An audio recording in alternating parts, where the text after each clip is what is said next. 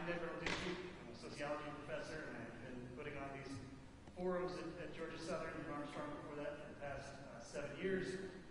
And for all of that time, we have actually been partnered with WSAV and working with both Ben Singer and Tina Shaw. I mentioned last week, and I mentioned again, Tina Shaw just celebrated 30 years at WSAV. And we're real happy to have be working with both of them and WSAV. I also want to quickly thank the College of Behavioral and Social Sciences, the Department of Sociology and Anthropology, the Department of Political Science and International Studies. I also need to thank my partner in these forums, Dr. Kim Martin. Last week we did a school board forum, which was sort of my full-time job for a while, so much of what goes on tonight, good and bad. Thank you, Dr. Martin. Only good, only good. Also, I want to introduce our timekeeper for the night, Marissa Renee, in the front row. She will be letting the candidates know when they have 30 seconds left, when they have 10 seconds left, and when they're out of time.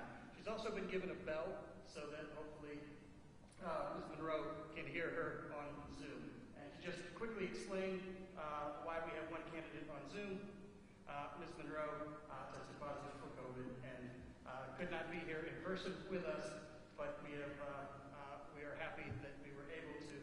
And huge thanks to Georgia Southern University's IT people, huge thanks to Georgia Southern University's fine arts folks. They did some miracles today to make this happen, so huge thanks to them all. Georgia Southern University takes its responsibilities in civic engagement very seriously, and hosting these forums is an opportunity for us to help educate the community on issues that affect us all and help voters make informed decisions at the polls. The first district in Georgia has experienced shifting demographics in recent years, making this race more competitive, making this primary more prominent. The first district covers all or parts of 17 southeastern coastal Georgia counties, including Savannah and its largest cities. And with that, I will turn it over to our moderators who will go over the format and get us started. Thank you.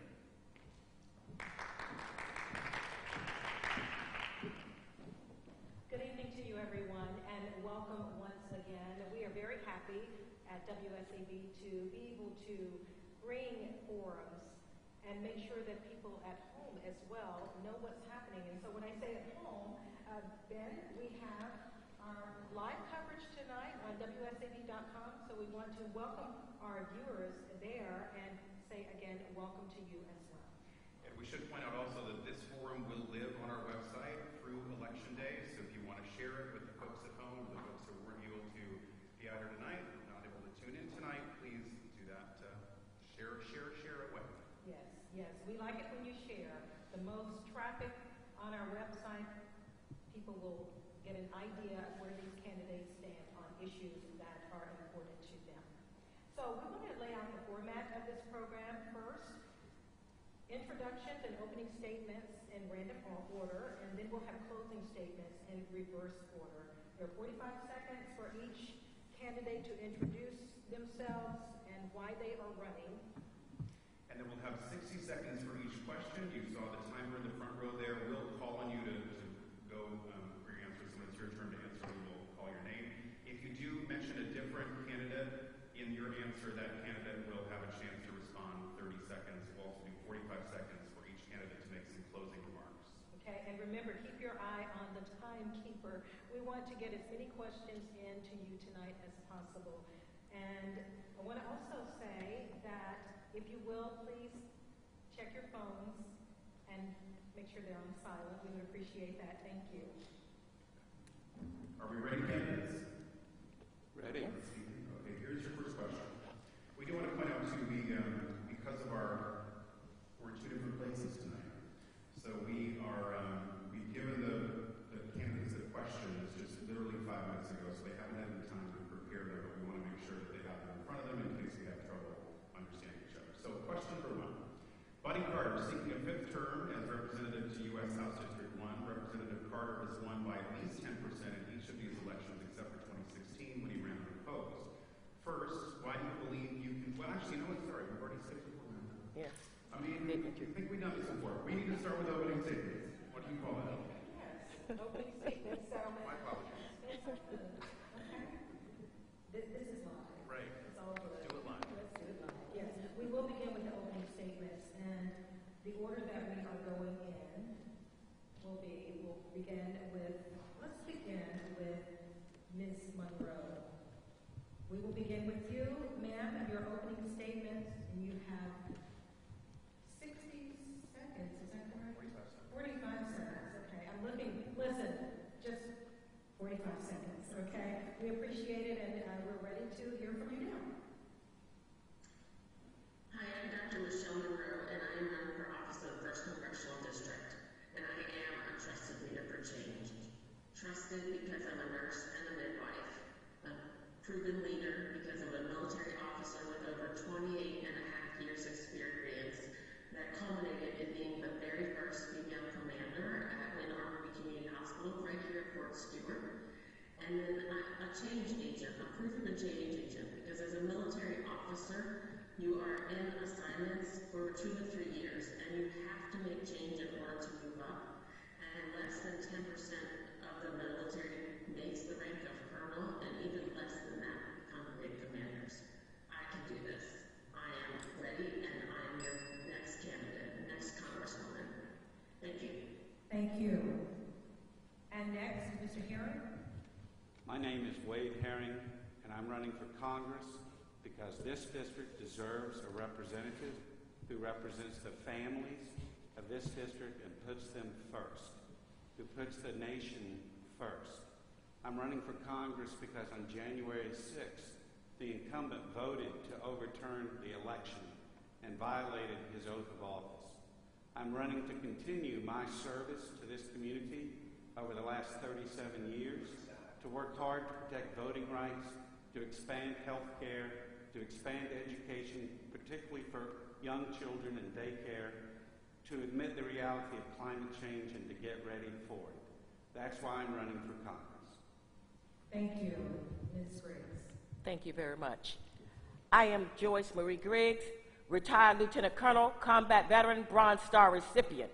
I am running for Congress more than just January 6th.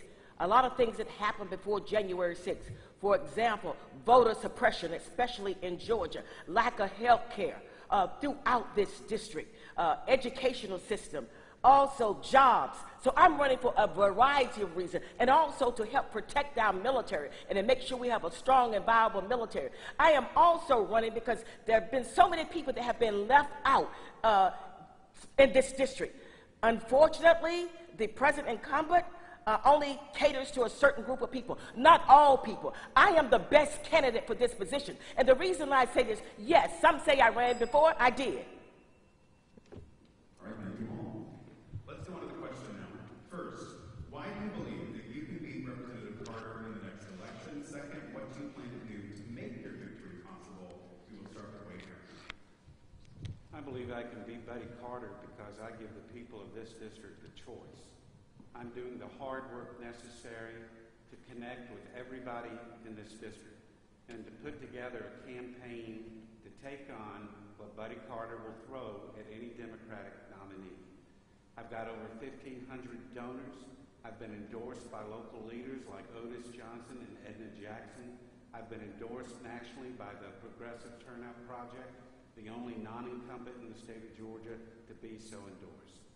I'm going to do the hard work necessary to build a grassroots campaign that makes clear the families of this district come first and that they have a choice in November to send Buddy Carter home.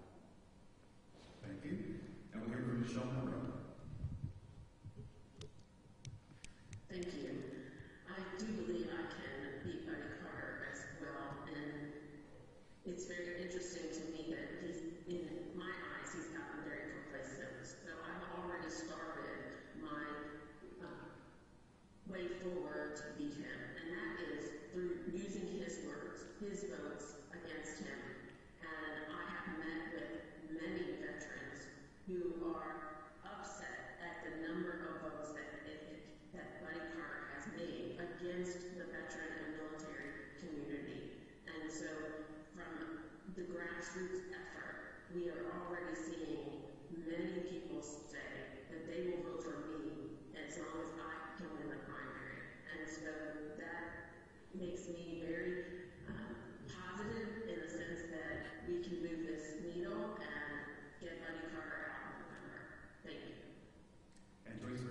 Okay, thank you very much. The reason that I know I can beat Buddy Carter is if you look at the record, yes, I ran before. I ran twice. And each time I gained 10 percentage points. I almost had 42% in 2020. Let's face it, 10 more points, we're over the 52% threshold. I want to point out also, all of my life, all of my training, everything that I've done in the military, in the civilian sector, having been out in the community, working with people, feeling the heartbeat of the people, knowing what they desire, knowing what they need, I know that I could beat Buddy Carter. I am the best one. Thank you. The next question. What is the biggest problem facing District 1? And what solution would you propose to solve that problem? So again, what's the biggest problem facing District 1? What solution would you propose to solve that problem? We'll begin with Joyce Griggs. Thank you. Obviously, there's so many problems facing this issue, but I will start out with health care.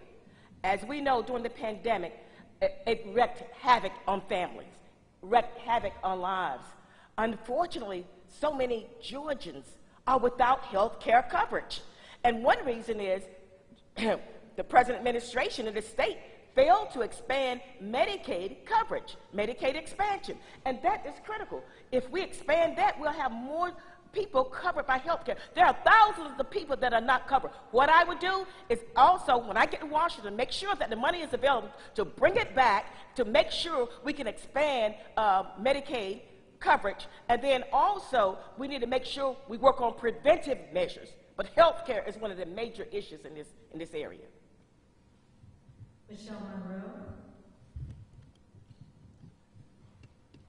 Thank you. I believe the number one problem in this district, as with the world at the moment, is the economy and inflation. And the issue that does derive that was the pandemic, but we saw the worst effects on small businesses within our district. And so small businesses were the most affected, had to close their doors, and are the hardest hit when we're trying to hire people coming back. The larger businesses were able to, make it through this pandemic, but many of the small businesses closed their doors. And so I would put an emphasis on getting small businesses back up and running, helping them with tax cuts or incentives to allow them to get their businesses up and going again. And I think that's so important throughout this district. Thank you. Thank you. Wade Herron. The biggest threat to this district is the threat to voting rights. It's the very reason I'm running, because on the night of January 6th, Buddy Carter voted to overturn the election and steal all our votes. He wanted to take our voice away. On January 7th, one of my colleagues came to my office and said, it can't get worse than this. And I said, yes, it can. And so last January, we saw Senate Bill 202 that passed in the Georgia General Assembly that makes it harder for everybody in this room to vote. So at a federal level, we need federal legislation to protect voting rights. And that starts with passage of the John Lewis Act to restore Department of Justice review of voting changes. It's a common sense solution. Right now we have litigation all over the state and all over the country about voting districts and voting measures. Let's restore DOJ review on the front end and end that litigation. It's voting rights. That's why I'm running. All right, thank you all. Next question. Senators Ossoff and Warnock have proposed the Tybee Island Storm Risk Management Act to protect Tybee Island from the effects of climate change. What do you believe are the biggest issues facing Tybee Island, and what would you do to combat those problems if elected to Congress? We'll begin with Michelle Monroe. Thank you. I think one of the biggest issues affecting Tybee Island is global warming and climate change, as mentioned. We see an increase in the carbon emissions throughout the world, and one of the ways that we can combat that is to decrease our carbon emission. I think through recycling in and of itself, and that's just a start. We also have to look at alternative ways of energy. For example, wind power or solar power, which we have a good way of being able to use that here. We have a lot of sun in this area, so using solar panels and solar power to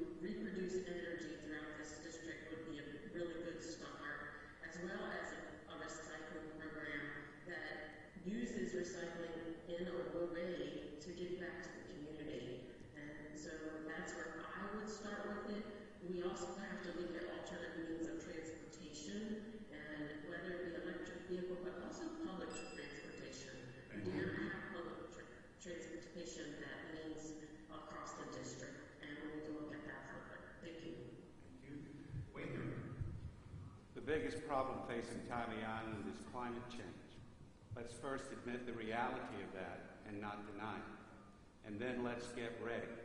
That means hardening infrastructure and making sure that here in our district we get our fair share of the infrastructure money from the infrastructure bill that, by the way, Mr. Carter voted against. So let's do that. And then let's do other things. If you can't get on and off Tybee Island because Highway 80 is flooded, that's a problem. NOAA says that within 30 years, sea level is going to rise another foot. That's a mortgage payment. If your lot is underwater, that's a problem. So let's harden our infrastructure, let's control emissions, and let's invest in clean energy alternatives. That's a solution for Tybee and for all of us. Thank you. Joyce Rivers. Thank you very much. Unfortunately, Tybee is right on the Atlantic, and of course, if there's storms, even if there's not storms, Tybee floods. So of course, climate change, global warming, it impacts Tybee Island like it does so many other areas. We're in the coastal empire, so all of us are subject to flooding. However, at Tybee is even at more risk for flooding than a lot of other areas. What I would do, of course, when I get to Congress, I would coordinate with the local people here, also coordinate with experts to see what we need to do. Also, look at the infrastructure out there. What can we do to help to keep Tybee from flooding? The high tides, you can't get in and out of Tybee Island. It is flooding so bad. So that's what I would do. Look at the climate change and work to try to come up with more solutions to slow down this climate change, because we're in some serious trouble with climate change. And I will work also with the experts and the people that live in this area. Thank you. And we will move on now to our next question. President Joe Biden's 2023 proposed budget closes the Combat Readiness Training Center located at the Savannah Air National Guard Base. Do you agree with this budget item? And if you do not, what would you do to keep the center from closing? Wade Herring. I oppose the closing of the Combat Readiness Training Center. What Congress can do about it is through the budget. Congress controls the purse strings. It doesn't make any sense in this time when military preparedness is even more important than before, as the circumstances in the Ukraine demonstrate. So with the purse strings, the Congress can make sure that that readiness center remains open. And what that demonstrates is that the congressional representative for this district puts the interests of this district first and the interests of this nation first, ahead of party politics and whoever the president might be. Joyce Briggs. Yes, thank you. I am opposed to closing the Combat Readiness Training Center here in Savannah at the Air National Guard Station because it is critical. After having been in combat, I realized how important it is, the training that the soldiers, airmen, everyone received before they deployed. That Combat Readiness Training Center is critical. It is definitely needed in this area. Also, it brings jobs here. So what we must do is we must fight to make sure that we keep this center right here in Georgia, right where it is, and not cut it. It is critical. And I think somebody need to have a conversation with President Biden to let him know how critical that Combat Readiness Training Center is. And I would do that. Michelle Monroe, your thoughts? So I absolutely would oppose the closing of the Combat Readiness Training Center. For those of you that don't know, Fort Stewart is the #1 units that deploy out to every major conflict that has happened. And so the CRTC is an absolute value to this community. But one of the things that happened as the Win Army Community Hospital Commander is that the government wanted to close us down. They didn't want me to maintain a hospital there. And I actually had to argue the reason to keep it a hospital. Not only did I do that, but we were able to justify bringing a combat support hospital to Fort Stewart. And so with that, I have not only argued for this in the past, but I know how to argue and the value of a military organization is to this district. And that's easy for me to do, as I've done so before. Thank you. Our next question tonight is about the spaceport Camden. So Camden County has spent millions of taxpayer money to pursue a commercial spaceport for launching satellites into orbit. Supporters say the project will bring economic growth, but opponents say environmental and safety hazards outweigh any economic benefit. Residents have voted to halt the project, but the county commission plans to move forward. What is your stance on the spaceport Camden project? And we'll start with Joyce Riggs. Thank you. The situation with the spaceport in Camden County, the citizens have voted. They have expressed what they want. But now the county commissioners, of course, it's going up on appeal. But the citizens have spoken. And I say they should listen to the citizens. And I support what the citizens are saying. And I know there's pros and cons of everything, like the citizens are saying. There's some environmental issues, things of that nature. And that outweighs them bringing that spaceport there. The citizens have spoken, so why should we try to override what the citizens have done? So I go along with the citizens. Thank you. Michelle Monroe. Yes, I agree that the spaceport Camden is a huge issue throughout this district. There are definitely people that are for it, but most are against it. And the referendum allowed people to come out to vote. And so those that did vote, and although it was only 17%, they voted against spaceport Camden. And that's what happens in any election, in anything that we vote for. We take those that come out to vote. And so we, as our representative for the 1st Congressional District, you're supposed to fight for what the people want. So if the people want spaceport Camden, they should need to come to vote. But they obviously did not. And we need to fight for what the people voted for, which was to not have spaceport Camden. Thank you. My position is very simple. The voters of that county, who know the pros and cons best, voted against it. The public officials need to listen to the voters. We have a follow-up on this issue, too. We're going to keep the mic here. So Representative Carter has supported Spaceport Camden since 2015. In 2018, he bought a $2 million tract of developable land near the proposed site of the spaceport. Do you believe that Representative Carter's involvement in this Spaceport Camden project is a conflict of interest? And we'll go in reverse order here, so we'll start with Wade. Yes, I believe it's a conflict of interest. The property had a tax value when he bought it of $278,000. He paid $2.1 million and did not disclose it. When he got caught, he said it was because it was a personal investment, not a financial investment. And now he's suing Camden County over the tax value. The county raised the value to approximately $1.1 million, didn't go all the way to 2.1, and now Mr. Carter is suing the county over that. That's a conflict of interest. That's putting self-interest and self-economic interest first before the people of your district. Michelle Monroe. Yes, it absolutely is a conflict of interest, and Representative Carter had inside knowledge of this agreement and what was happening, and used that inside knowledge for his own personal benefit, and nothing else is to say there. It's for his own benefit. Thank you. Joyce Riggs. Yes, definitely. What Congressman Carter did is a definite conflict of interest. I mean, you can't call it anything. As a matter of fact, I also call it greed, and he did it for greed and personal gain. And also, I feel that it was almost like inside trading. He had the knowledge beforehand, so he went and bought this land. Also, he's fighting right now with the tax commissioners to lower the value of his property. Now, that's greed, that's corruption, and everything else. Definitely a conflict of interest, and Representative Carter no better than that. We'll move on now to the next question. Farmers in District 1 rely on the H2 immigrant program for seasonal workers. Many argue that the H2a system has failed the needs to be written or rewritten.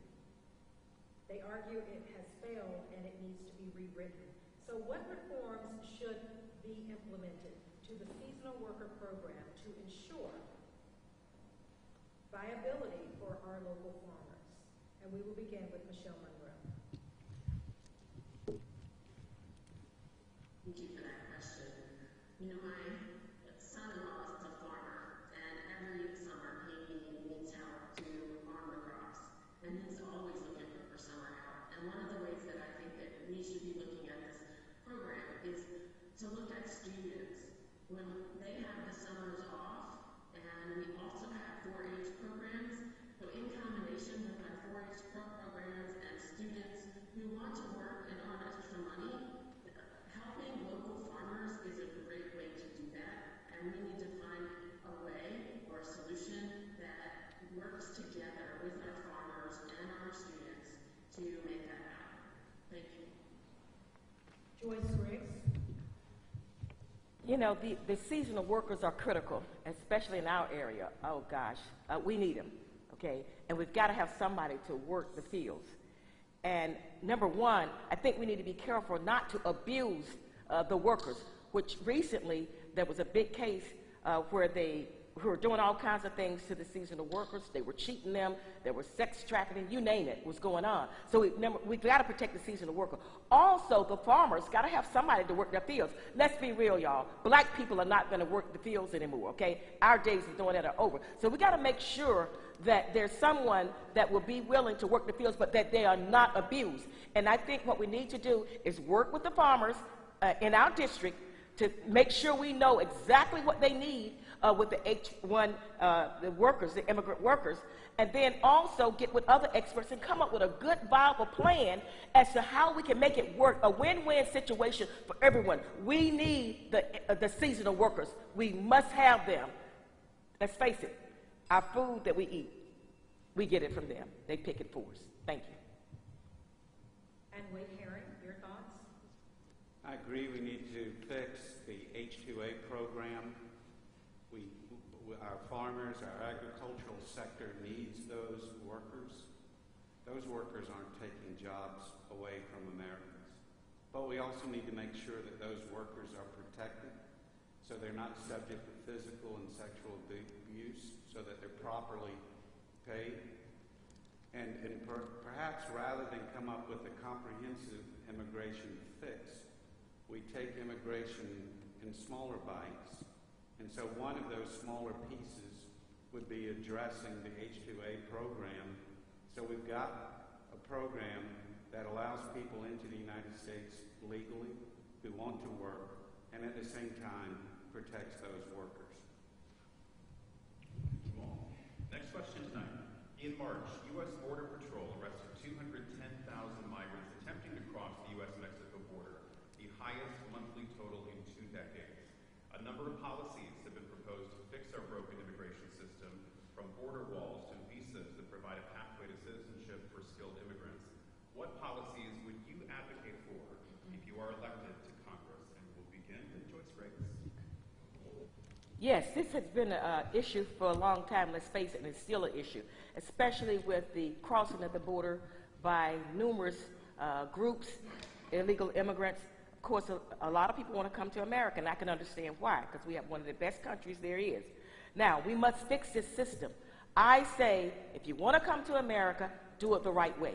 There's the visa programs, there's various immigration programs that they can apply to get on to come to America, a pathway to citizenship. I have no problem with that. So what I would do is work, especially with those in my area, to make sure we come up, and the others, to come up with a good, comprehensive immigration program that ultimately, for those that want it, that will lead to citizenship, but not a lot of illegal crossing of the borders. And I don't agree with putting up another wall. Thank you. Wade Herring. I'm a man of faith, and what the Bible says, if a nation is to do justice, it must take care of the widow, the orphan, and the stranger. The way that this nation has stigmatized the the immigrant is shameful. So it's time to come up with an immigration solution, and let's quit stigmatizing people. Think of what their circumstances must be, how hard their lives must be, that they so desperately want to come to the United States. And we should welcome that. I want hardworking people who want to take advantage of American opportunity. I want them participating in our economy. I want them paying taxes and Social Security. And so let's start with DACA, those young people. Let's fix that program, and then let's get a pathway to citizenship for everybody else. Again, a piecemeal solution might be the fix. Thank you. Michelle Monroe. Thank you. This is a multifaceted issue. As you mentioned, we've tried multiple different avenues before, and even as a midwife, what I saw was that women would hide pregnancies and come to the United States for the American dream just so that they could deliver their babies in America and be an American citizen. I also saw this deployed in Iraq, where Iraqi women came to the U.S. hospital because they thought if they delivered their baby there, that that baby would be an American citizen. So this is something that is near and dear to my heart because people want to have the American dream.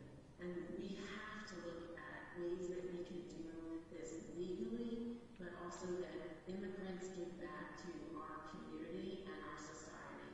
And so it's a huge issue that is not a one easy answer. Thank you. Thank you all. Now the next question.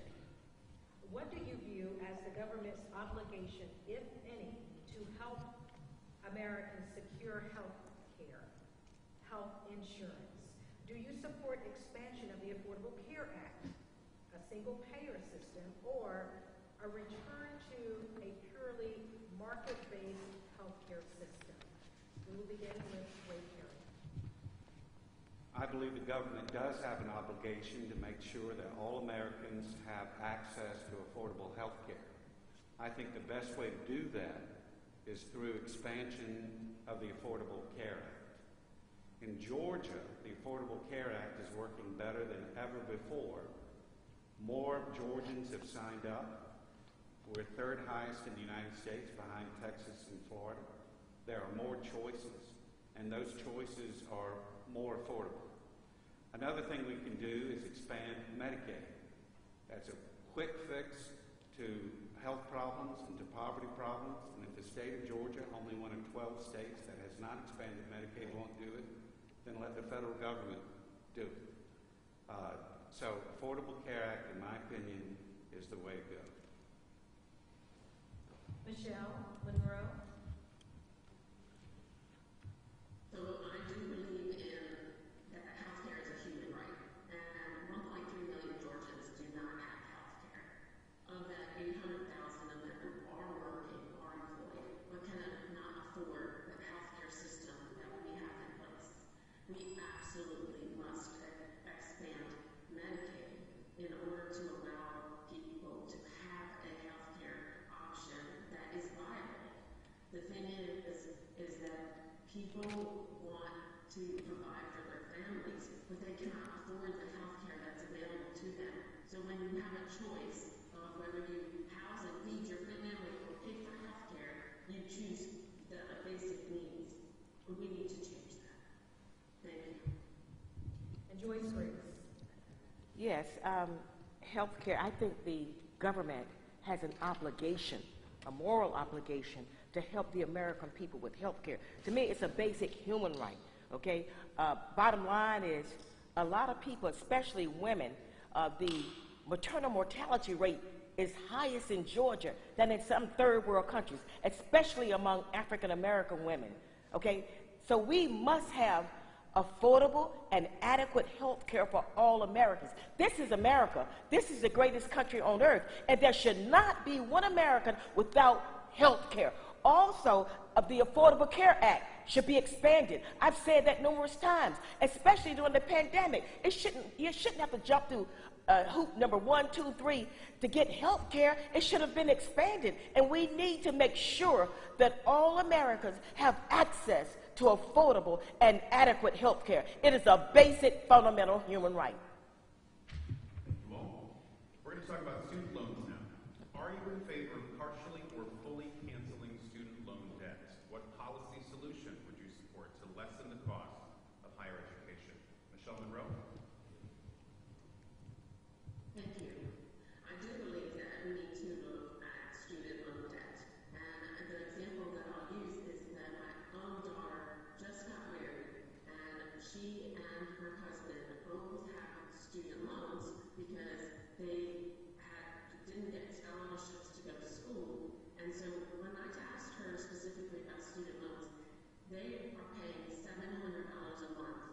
If we were in this freeze of student loan repayment, they would give $700 a month. Now that's a mortgage payment. So again, we need to look at decreasing the amount of student loan debt that someone has, and or look at ways that we can consolidate or combine so that there's not so much debt on the individual families that they have to set aside an option to buy a home or pay student debt. Thank you. Thank you. Joyce Griggs? Yes, student loans. I'm quite familiar with that. Thank God I graduated from college without any student loans. However, my daughter and maybe over $100,000 in student loans, and we're dealing with that even as I speak. Now, student loans, I think that we should have a program. For example, if you take on certain jobs, then of course X amount of your student loans are forgiven, there are some programs, you know, like you could teach. Even the military will forgive a certain amount of student loans, okay? And another thing, the interest on the student loans is absolutely ridiculous. And we must also provide more oversight to those that provide the monies for the student loans, because it's a big business. And a lot of people are going bankrupt because they can't pay their student loans, or they got to live with mama, brother, somebody, because they can't afford to live alone. And when they're paying $1,000, maybe more a month, and they're just starting working. So we must overhaul the student loan program, and I will fight to do that. Thank you, Wade Herring. I would be in favor of partial cancellation of student debt. President Biden has proposed $10,000, and I would agree with that. Beyond that, I would want to look at some sort of means test. Why should wealthy families and wealthy students get the benefit of full forgiveness? And by the way, you're not getting rid of the debt, you're just transferring that to the taxpayer and to future taxpayers. I would equal the playing field for bankruptcy. Right now it's harder to discharge student debt in bankruptcy thanks to the Reagan administration. I would make it the same kind of burden as any other kind of debt. I would have a public service option. I think that'd be good for the country and as a way to forgive student loan debt.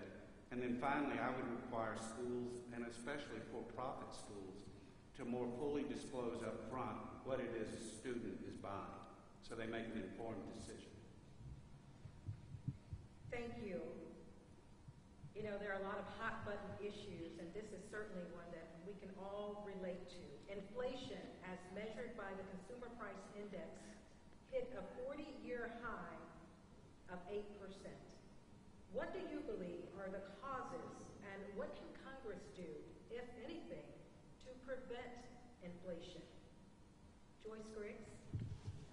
Yes, inflation is on a lot of people's mind today. Let's face it, you go in the grocery store, what you paid maybe $3 to $5 for an item, now they're $10, $12, okay? You go to Home Depot, the cost of lumber went up astronomically high, okay? So that's passed on to the consumer. So inflation is at an all-time high right now.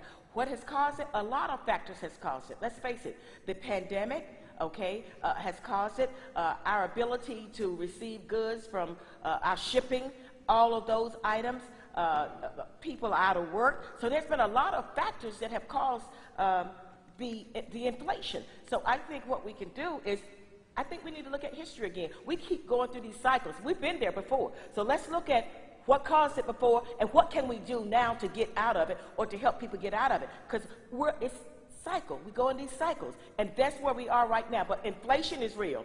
Each and every day, the price of everything is going up more and more. Wade Herring? Let's first talk about the economy overall. Unemployment is at an all-time low. Job starts at an all-time high. The economy is strong. In fact, the economy is booming. And that may be, and probably is, one of the reasons for inflation. But let's not give ourselves over to the narrative of inflation, which is real and which is a real problem, and negate the strength of this economy. I don't want the solution to the inflation problem to be that Congress says it's got to turn off benefits. That's one of the arguments against the Build Back Better Act right now. Thank goodness the infrastructure bill already passed. And as the representative of this district, I will fight to make sure we get that fair share of government money for this strong economy we're in. And Michelle Monroe. Yes, definitely inflation is real, and we have seen the effects of it every day as we all purchase things at the store or at the gas pumps. Well, the causes would definitely have to do with the pandemic and supply chain issues, but also the war in Russia against Ukraine. And because that's also part of our supply chain issues. We're not getting the global needs that we desire and or need in this country. And by shutting that off, it has had an impact with our own sustainability. So President Biden has opened up some of our reserves to help with that inflation, and that's a start. But in some ways, too, our Congress is not going to be able to fix this issue overnight, and we're going to have to dig deep within ourselves to figure out how we, as a district, can help one another to get through this. Thank you. And let's move on to Ukraine. Do you believe that the Biden administration's response to the crisis in Ukraine has been adequate? What next steps would you like for the U.S. to take to solve this crisis? Wait here. I believe the Biden administration has made a strong response to the situation in Ukraine. The Biden administration has emphasized the importance of NATO, and the NATO alliance has come together in a way that some people said was not possible. This was after the prior administration did everything it could to criticize and even negate NATO. The American people are going to have to be prepared for some sacrifice. We're seeing that with inflation and with gas prices. But we've got to make clear that Russia cannot go unchecked. And the bigger picture is this is about democracy versus autocracy. And that's a fight we're having all over the world. And it's a fight we've got right here as well. Joyce Griggs. I think President Biden is doing a great job with the issue in Ukraine. And the reason I say that is that there's a lot of sanctions against Russia, and I think we need to ramp them up even more against Russia, even though we're feeling some of the consequences here at home. Okay, a lot of people say, well, why can't we put boots on the ground? Well, we don't have a strategic interest over there. Ukraine is not our next door neighbor. Ukraine is not part of NATO. Okay, and of course we don't need to be involved in another war at this time. So I think President Biden is doing a great job, doing a good job on handling the Ukraine, and he's working with countries from our allies and countries from around the world. So we must realize that, you know, some people say we need to just go over there and put boots on the ground. We just can't do that. Plus we need to look at what would happen. We can't do that. Let me put it like that. We can't do that. So I think he's doing a great job, but ramp it up against the Russians with the sanctions and continue to work with our allies. And Michelle Monroe. So President Biden has used the instruments of national power to address the Ukraine and Russia's issue. The first instrument of national power is diplomacy. And so he has really tried very hard in the beginning by using diplomacy to make this happen, make some change. The next step is information.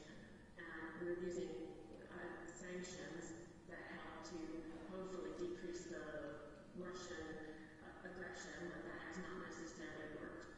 The next step is military. And with the Ukrainian military to train them to fight with our weapon systems to help them in this issue so that we don't have to get involved in a war that is not necessarily ours to fight. But we have partnered also with our NATO forces to show a show of force in this effort, which has been phenomenal.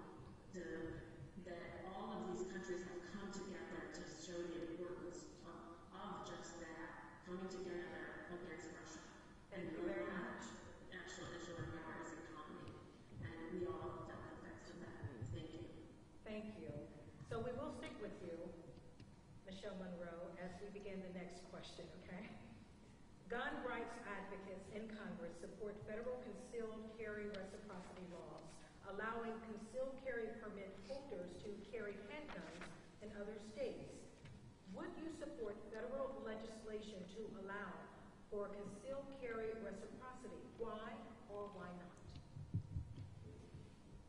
Well, I do believe in the right to bear arms, and I do believe in the Second Amendment. And I feel that people should have, if they have a concealed carry permit, to make sure that we have had the training and the responsibility that is necessary to go along with that. As a military officer, I have not only training on weapons, but also the safety features of those steps. So I do believe that that's what we need to do in order to have concealed carry permits, and I understand that the reciprocity can be potentially an issue, but if you have a permit, just like a driver's license, I do think that you should be able to use it. Thank you. And Joyce Griggs? Yes, I am, again, also being military, for our Second Amendment rights. I am for guns. However, though, we need to make sure that if we have weapons that we're properly trained and use them carefully and have the appropriate training. Now, reciprocity, I think that we need federal laws pertaining to concealed carrying with reciprocity. And the reason I say that is I know of a person about a year ago traveled to New Jersey from Georgia. They didn't know there was no reciprocity. As a result, they ended up in jail. So I think we need to have reciprocity, but we need to make sure that we include in that the person is properly trained and that they are aware of the laws pertaining to the concealed weapon. Not just you get a concealed weapon and that's it, but you must have some training. So I believe I think we should have reciprocity at the federal level, and Congress should pass something at that level. Wayne Herron, your thoughts? What we need is common sense gun safety laws. There's increasing gun violence in this nation. We hear about it every day on the news. So no, I oppose federal reciprocity for concealed weapons. It doesn't make any sense to me. One of the saddest things I can think of is children having to do duck and cover exercises in school because they're worried about a gunman coming in the door. We need common sense gun safety that respects the Second Amendment, that protects children, protects our families, protects all of us. Okay, thank you. We're going to stay in this line of questioning here. What role should the federal government play in reducing gun violence, and what policies specifically would you support to reduce gun violence? And let's start with Joyce Riggs. Well, the federal government is huge, it's big. However, though, on the federal level, I mean, there's so many programs. I think we could provide more money for training, for education, for gun safety, okay, and make sure that we keep, well, on the local level, before a person can get a gun, they got to do a background check. But also, I think that we could provide more monies for training, for gun safety, education, like I said before, safety, and make sure that people are aware of the proper use of guns, because there have been a lot of senseless killings. People have just crazy, just shooting people, which should not be. And I think training and education is a big part of that, and I believe that we could provide more funds for training and education and the proper handling of guns, and a person should have to go through training before they're allowed to just arbitrarily have control of a gun. And they need to make, we need to. Wait here. Part of the problem with politics today is that we have these soundbite questions which expect a soundbite answer in 60 seconds. We live in a much more complicated society than that. This is a poverty issue. We need to invest in jobs and education for people. This is a mental health issue. We need to provide much better mental health resources. And we need, at a federal level, good background check laws. It's a multifaceted problem with multifaceted solutions, and it's hugely complicated. Thank you, Michelle Monroe. I actually think we need to go back to the older times when we had police officers who were involved in community activities and worked alongside and lived in their community. Because with that, I do believe that gun violence would be decreased because they would know the assailants and the police would be well known in each of their communities. The other thing that I think needs to happen is that we need to have more federal legislation on assault weapons.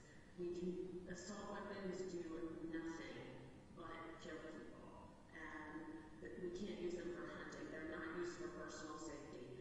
So I do believe that there needs to be more legislation on assault weapons. Thank you. Thank you all. This will be the last question of the evening.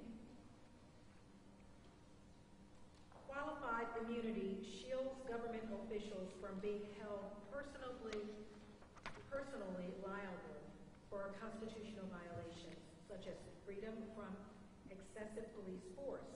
Should Congress end qualified immunity for government officials, including police, in civil actions alleging deprivation of rights?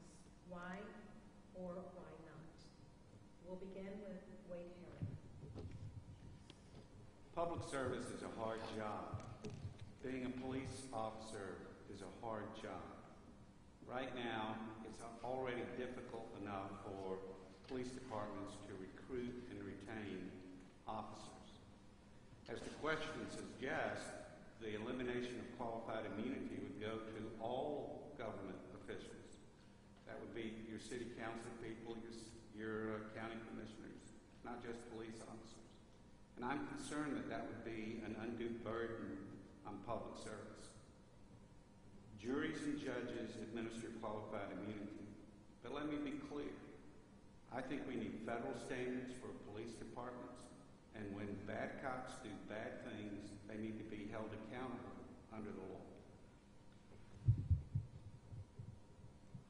Thank you. Joyce Briggs.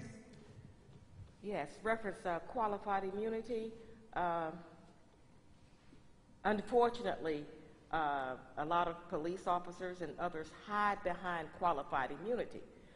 However, though, I believe that Congress should abolish qualified immunity because there are too many people whose rights are being violated because they have qualified immunity. And I want to point out, even when a person sues for a violation, a deprivation of their constitutional rights, really the taxpayers end up paying for it. But it should be abolished because there are too many people being killed, especially African Americans are being shot ruthlessly by a lot of police officers that are not properly trained, and we must do something even about their training. So I say yes, qualified immunity should be done away with. The government should do away with it because too many people's rights are being violated. No matter what position you're in, you should not violate a person's right. If you violate that person's right, you should pay the price. And you should not hide behind the shield of qualified immunity. Thank you. Michelle Monroe. Bottom line is that if you do an act that is against the law, you should be held accountable, no matter who you are. And that is exactly what we need to do, no matter whether you are a person on the street or a elected official. Then we need to be held accountable for wrongdoing. And I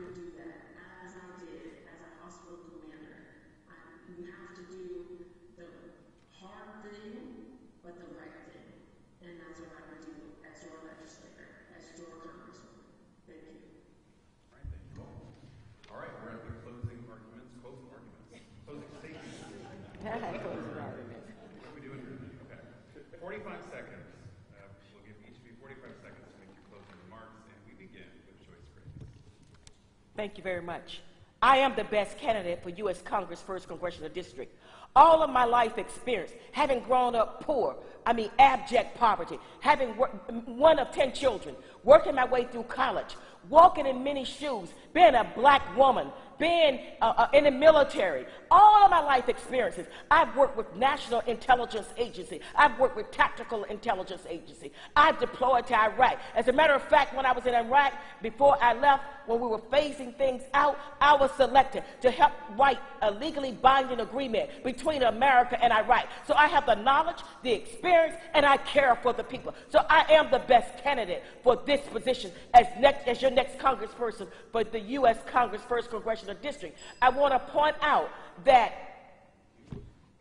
I got almost 42% last time. Each time I went up 10%. Next time we go over 50%. We win. I'm the best candidate. Thank you. Wait here, 45 seconds. I'm running for Congress because I want to serve the people of this district, because I want this district to have a representative who works for them. I'll be building upon my career as a community volunteer for such organizations as the Frank Allen Boys and Girls Club, Georgia Legal Services, Georgia Advocacy, Citizen Advocacy. This work that I'm about now is a continuation of that service. I've done the hard work to put together a real campaign. A campaign with staff and consultants, which is what it takes. Grassroots fundraising, over 1,500 donations, endorsements from local leaders like Otis Johnson and Edna Jackson. I'm your next congressman. Michelle McGreen. I want to personally thank everyone today for coming out and listening to these candidates. I am the best candidate as I have the most federal experience. I have over 30 years of experience in the federal system. I am a down-to-earth, grassroots level candidate who understands what it's like to work your way up. I'm the first person in my family to go to college, work through Painesville Community College to the university, and I know what it's like to be in your shoes. So I would argue that if you want to fight for a healthy Georgia, vote for me May 24th, or as early voting starts May 2nd. Thank you.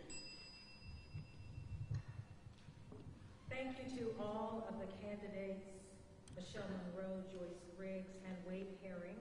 Of course, the primary is coming up next month, May 24th. And we want to remind you, WSAV is your local election headquarters. You can find everything that you need to know about the upcoming election, everything from voting, the absentee ballots, for registration, whatever you need to know, you will find it there, WSAV.com, for your local election headquarters.